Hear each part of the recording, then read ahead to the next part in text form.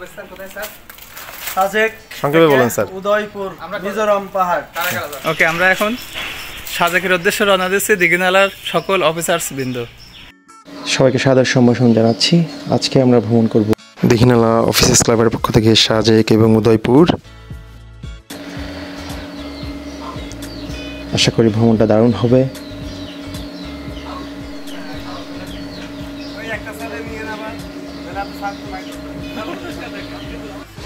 আমরা দীঘিনালা উপজেলা পরিষদ কমপ্লেক্সে অবস্থিত স্বপ্নযাত্রা রেস্টুরেন্ট থেকে যাত্রা শুরু করলাম। আমাদের সাথে রয়েছে দীঘিনালা উপজেলা পরিষদের সুযোগ্য চেয়ারম্যান জনাব মোহাম্মদ কাশিম মহোদয় এবং দীঘিনালা উপজেলার সুযোগ্য উপজেলা নির্বাহী অফিসার জনাব মোহাম্মদ মামুনুর রশিদ মহোদয়।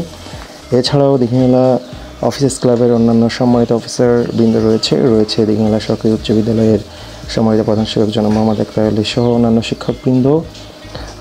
দীঘিনালা থেকে রওনা দিয়ে আমরা রাঙ্গামাটির বাঘাইছড়ি উপজেলার বাংলাদেশ সেনাবাহিনীর বাঘাইহাট জোনে উপস্থিত হলাম।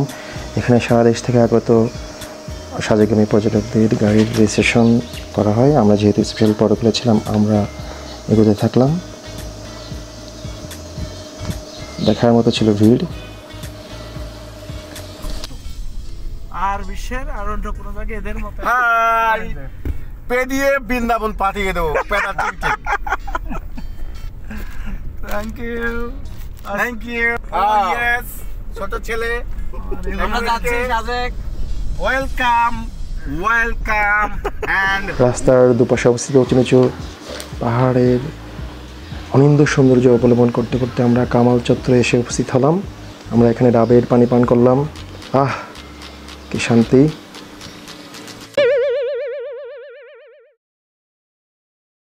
তো যাই হোক, কামাল চত্বর ছিল সাজেকের ঠিক আগে। এখান থেকে সীমান্ত সড়কগামী রাস্তায় আমরা উদয়পুরের দিকে রওনা দিলাম। পথিমধ্যে আমরা থামলাম এবং পাহাড়ের সৌন্দর্য অবলোকন করতে থাকলাম। এই সীমান্ত সড়ক বাংলাদেশের জন্য একটা গুরুত্বপূর্ণ ঘটনা। যাই হোক, আমরা উদয়পুরের দিকে যাচ্ছি। আমরা প্রায় উদয়পুরে এসে পৌঁছলাম।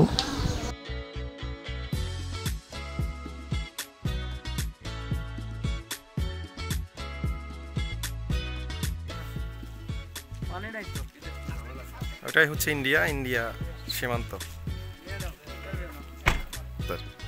এটা হচ্ছে উদয়পুর বাজার।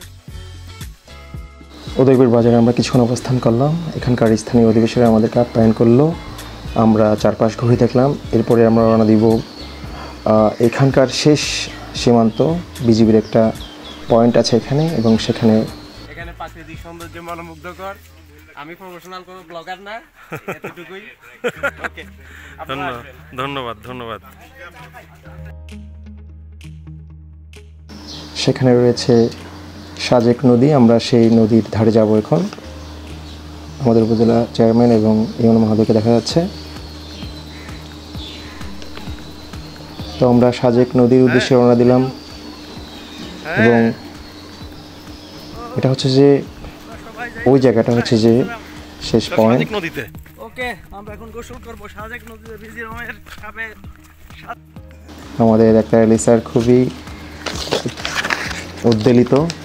যাই হোক, আমরা নদীর পাড়ে এসে পৌঁছালাম। হচ্ছে ইন্ডিয়ান বর্ডার। নদীর ওই পাড়ে হচ্ছে ইন্ডিয়া। ওরও চাকমা, তো ওরও কিন্তু চাকমা।